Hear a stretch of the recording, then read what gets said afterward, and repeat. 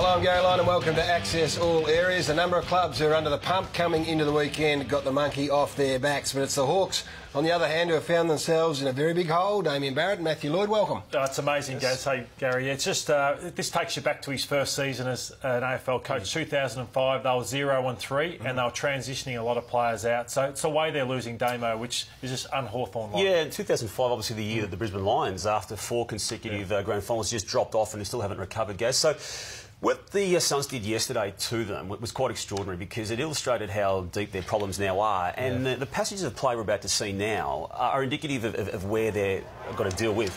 This is explosive play by the Suns. And have a look at the Hawthorn players trailing these Suns players in every aspect of it. And these are the questions, Lordo, that are going to be levelled at them throughout the course of this week. It's leg speed, it's pace. I mean, they got run off their legs eventually.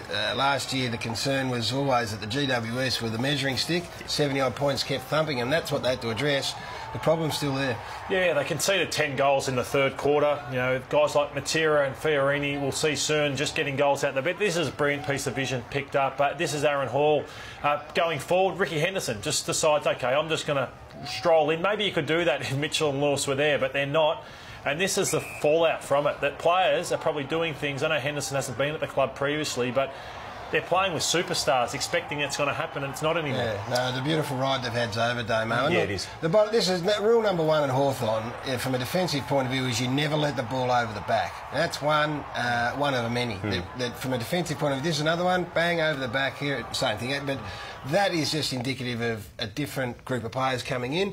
And we talk about Mitchell and Lewis. They're missing Brad Hill. And Hartung is the one with the leg speed and the running capacity. They haven't come on in the manner they thought. They leave big holes. Who else is struggling, guys? I mean, there's been names who have had a really good run with those other experienced players around them, but is Smith not performing to expectation? Gibson seems gone, doesn't he? You couldn't name one player that's improved on last season. You could not name one, apart from a Burton who played a good game last week, who's a kid. There's not one premiership player that's improved. And when you got that on top of which you mentioned, say Jack Gunston, which we spoke about pre-show, is that, I mean, he's now appreciating what he's had for the last 6 to 8 years, and it's a whole different world now. And it's Frawley even as well, struggling with Gibson's lack of impact as well. The problem's not just 2017 though, is it, Lordy? With what they did, and it was talked about on trade period at the time, where they transacted with St Kilda, they don't have a first-round pick, and obviously that's going to benefit the Saints too, because of the lower Hawthorn finish, the Saints get their pick. They've got a bit of work to do, but hey, I think it's totally understandable. I mean, I didn't think it'd be as pretty dramatic. But, I mean, that's why, clubs don't have 5-, 6-time premiership players, because there's an attrition to it, and, whilst it's, for Hawthorn supporters, it's sad, I mean, it's just life. You've got to deal with it, and it's up to Clarko, as Lloydie said, to restock. The lack of leg speed, Adam Sard exposed that in spades yesterday, and his performance, Lloydie, they rate him so highly up there, but look at Propolo trying to chase him here, and then he gives up, or he loses him, and then O'Meara then tries to take over, but they just don't have the leg speed, do they? No, they don't. That's probably the common trend over the last 3 weeks, Damo, that players with leg speed have hurt Hawthorn. So in round 1 it was Fantasia kicking 5 goals. Tip and Woody had a great game. I thought Charlie Cameron after half-time ripped Hawthorn apart and then the weekend, so that's their issue. He's had 24 running bounces, Sard, and that's more than 13 clubs combined. So how much would he have cost them? Not much at all. No, and they've managed to lock him away too. I mean, that's the sort of specific recruiting that they're going to have to do, and look for guys like that. Hey, great to see Carlton on the weekend record their first victory for the season. I reckon if you wanted to dial up, and this is taking nothing away from them, but if you want to dial up conditions to try and get your first win on the board, then what we saw at the MCG, probably perfect. I thought Brendan Bolton out-coached Don Worsfold yesterday. Did you? I thought he coached extremely well. Continually, for the conditions? For the conditions, numbers back behind the play. Sam Doherty, Cade Simpson continually behind the ball, and I thought Essendon had to outnumber at times. I thought Joe Danaher and Hooker continually were playing with extra numbers in a low-scoring game. I thought he coached well. The commitment to the task probably outweighed Essendon's, and the better side won. Great reward for the Blues, who've been okay, and they've been in contests, and now they get a win. We said it last week, didn't we? And we bemoaned the Dockers' lack of run and the horrible loss they'd had in round 2. They turned it around in the space of 1 game on the back of 6 changes being made to that team. And the run out of the back line, which was the problem the previous week where they just coughed it up, was the key to it. Well, they turned it around on the post-game press conference the week before when Ross Lyon said enough's enough, we're going to make changes. And then this is the... Had a flashpoint meeting during the week too with the senior leaders too, Gary, and he removed from the meeting that they normally have all the other players, only leadership group only. What that is there, Lloydie, that's modern-day football. And we haven't seen this from Freo too much. That is, take the game on, might not be the greatest first handball, but it gets the rest of the players around you moving.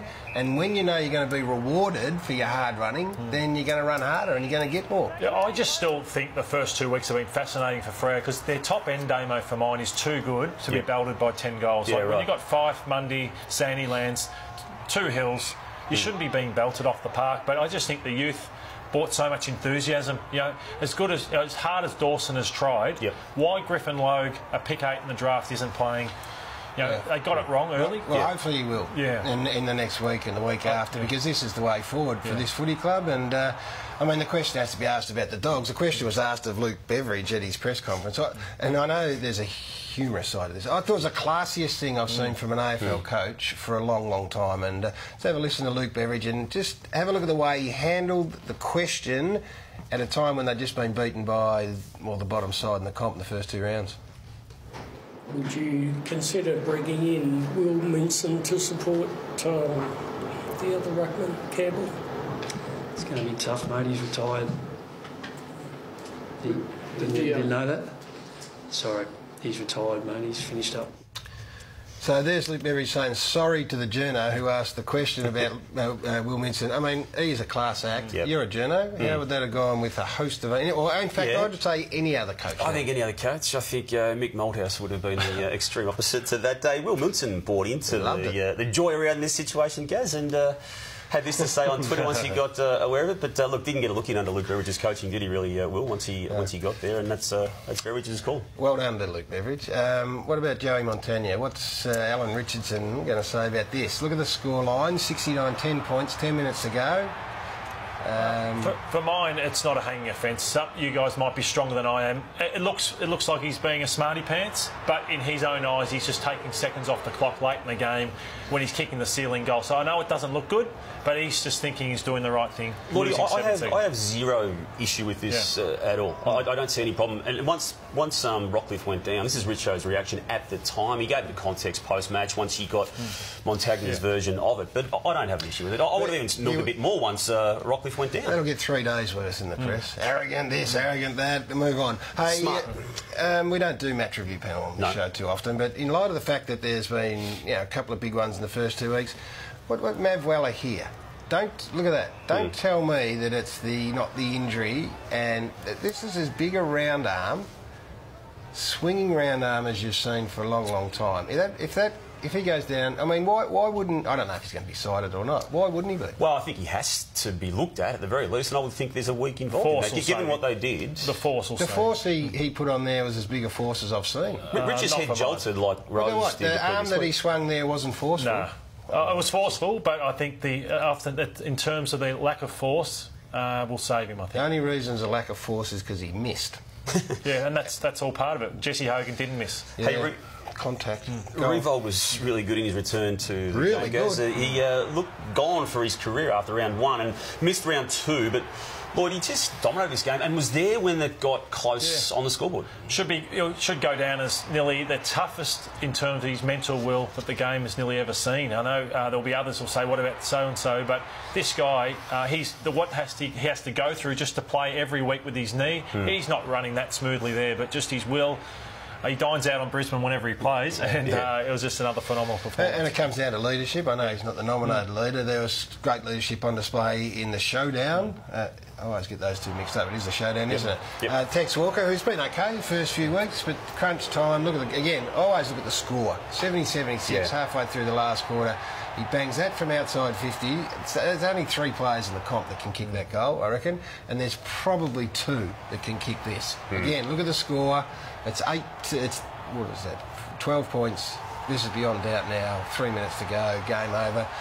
And he and his lieutenant stood up when they needed to most. Yeah, and both entered this season under injury clouds. Walker missing the first game. Sloan with the jaw, wasn't it, I think, Lloydie? And yeah, it just stood up when they absolutely counted. We like a bit of cheek. Charlie Cameron took the game on. He's getting some rave reviews too at the moment. Charlie, watch this. Powell Pepper is the name on everyone's lips in footy circles. There's Powell Pepper number 2. Charlie gets it back.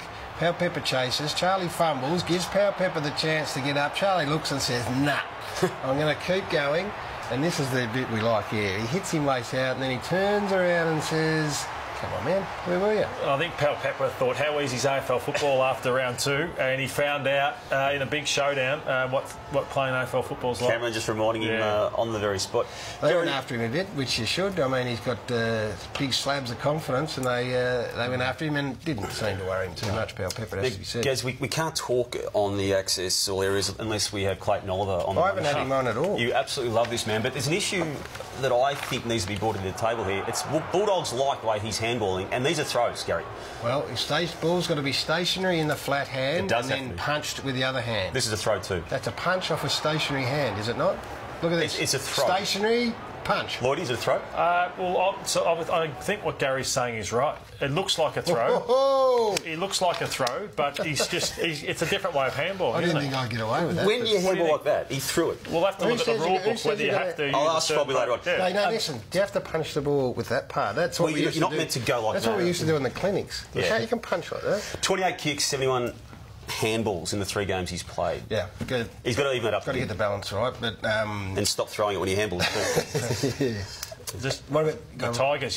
Just on them, just the way they've transformed their side. I think they're playing in a different manner, but it's again the youth they've brought into the team. Yet last year, Gary, it was Griffiths, Vickery and Riewoldt every week. Yep. Griffiths, Vickery, Riewoldt. Now it's just a faster side. Well, Butler, that boy there, it's Rioli, it's Castagna, and that's been through the JLT Cup, and when we had a look at it and we said, we like the look of that because it's different, and it's got pace and it's got a modern look about it. This is nearly goal of the year. It's going to take something special to beat that. Yeah. Rain came at a good time. They dug in. And this man again, Gaz, just did what he did. He torched it early. Lloydie liked the effort against the West Coast Gaz on the back of the games against Collingwood and Carlton. Did you see enough to think that they're going to push right up against Tigers? the West? Yeah. Well, that's a good scalp, but it probably...